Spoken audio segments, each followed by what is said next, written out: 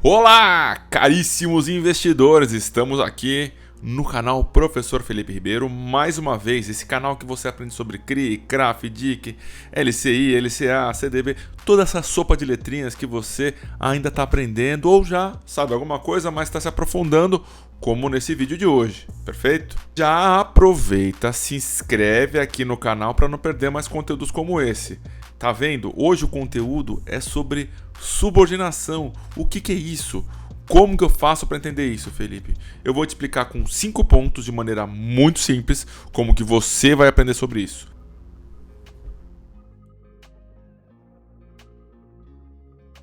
Então, valendo, vamos lá. Então, do que estamos falando, né? O que é uma subordinação? São estruturas, tá? E aí eu vou passar aqui para vocês quais são essas estruturas. Então, a subordinação. Existem diversos tipos de investidores. E aí eu vou dizer para vocês o que diferencia um investidor do outro. Basicamente, apetite de risco. E aí, será que existe uma possibilidade em um instrumento só eu conseguir atender diversos tipos de investidores, ou seja, diversos tipos de apetites de risco? Então, a gente tem aqui do lado esquerdo, acima, um baixo risco e um alto retorno. Que quadrante que é esse? Né? É o quadrante de um oceano azul, uma nova tecnologia, um novo produto, algo que não existe ainda e que você por um tempo consegue ter um alto retorno e depois você vai para um baixo retorno, perfeito? O alto risco com baixo retorno. Então aqui é muito mais um dinheiro, vamos dizer assim, né? A fundo perdido, né? Um dinheiro de investimento do governo focado no benefício da saúde da população, etc. O que a gente mais vê mesmo são esses dois aqui, tá? Então, que é o baixo risco com baixo retorno e o alto risco com alto retorno. É natural, né? São os que estão dentro da reta de investimentos, perfeito? E aí, eu vou pegar aqui exemplos de operações pulverizadas para poder explicar para vocês como que a gente consegue construir esse tipo de operação, tá? Então, eu tenho aqui um instrumento de securitização que ele tem por trás dele, através de um processo de securitização, ele tem aqui devedores. Esses devedores, eles são exatamente o risco do instrumento de securitização, certo? Não dá para dizer que tem outra coisa que vai fazer com que aquele instrumento seja pago. Assim, essa carteira, eu vou ter aqui pessoas que têm alta possibilidade de calote, pessoas que têm média possibilidade de calote e pessoas que têm baixa possibilidade de calote, certo? Então, essa carteira ela tem um mix, vamos dizer assim, de riscos. E se todas essas pessoas vão pagando ao longo do tempo, como que eu faço para pelo menos atender dois tipos de investidores dentro do mesmo instrumento? Vamos lá. Então, a gente vai chegar no que é conhecido como cascata de pagamentos, beleza? Então, aqui é como se fosse um concentrado, né, dos pagamentos de cada um daquele que pagou, juntou uma quantidade de dinheiro. Essa quantidade de dinheiro ela tem que fazer frente aos pagamentos da série sênior. Ou seja, eu vou ter um potinho, ou vou ter um copo, ou vou ter um lago, né, para poder encher. Então eu pago inicialmente o credor preferencial, que a gente chama de sênior, tá bom?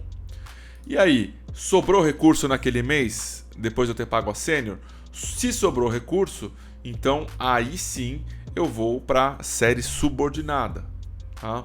Então, a subordinação é justamente isso daqui, tá? Eu tenho um investidor sênior, que ele é preferencial aos demais investidores, e se naquele mês, depois de eu ter pago a série sênior, sobrou recursos, aí sim eu vou pagar a série subordinada, perfeito?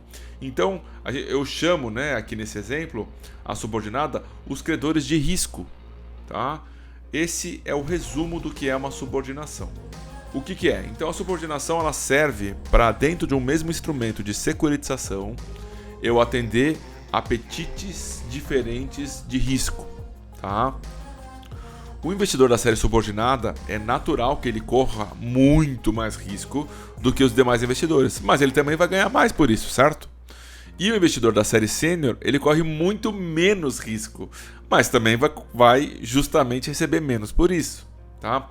Então, um ponto importante. Se você investe em um algum tipo de ativo, por exemplo, um fundo, né? Ou algum FDIC, ou até em um CRI, e você está comprando séries subordinadas dentro desse ativo, seja através da sua mão ou através de instrumentos de terceiros, né? Você está correndo um risco muito sério. Qual que é esse risco, né? Deixa eu colocar aqui de volta, perdão. Então você está correndo um risco de perder parte relevante daquele percentual que está sendo destinado a séries subordinadas. Não tem problema nenhum, porque você, em teoria, também está ganhando mais por isso, certo? Mas é importante que você saiba que você pode sim perder efetivamente principal nesse tipo de investimento, tá? É só deixar claro que quem investe em série subordinada está disposto a perder pelo menos uma parte, certo?